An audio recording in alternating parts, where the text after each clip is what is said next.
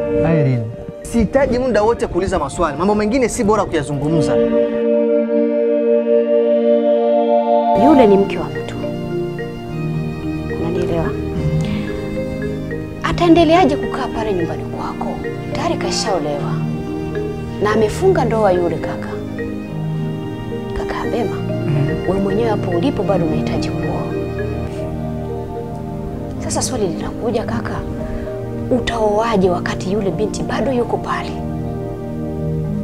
Sawa, umempa hifadhi la mpito, hiyo inaeleweka. Na je, atakapojifungua mtoto, utaendelea kumpa hifadhi pale nyumbani? Napenda nijue kwa nini mliachana naye, ili na mimi nisije nikafanya makosa aliyoyafanya yeye. Taanzaje kumwambia Mwangaza aondoke pale nyumbani kwangu? Sawa, lakini nashindwa nitaanzaje.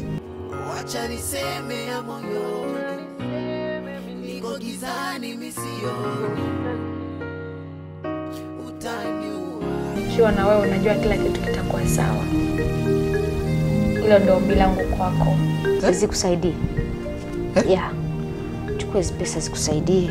Nisiende afu kanipigia simu baadaye. Kaka zile pesa Ai bwana, wewe mbona kama hujiamini? Au zile nyama ndo zimeweza kuchanganya? Za kwangu. Za kwako hizo. Za kwangu.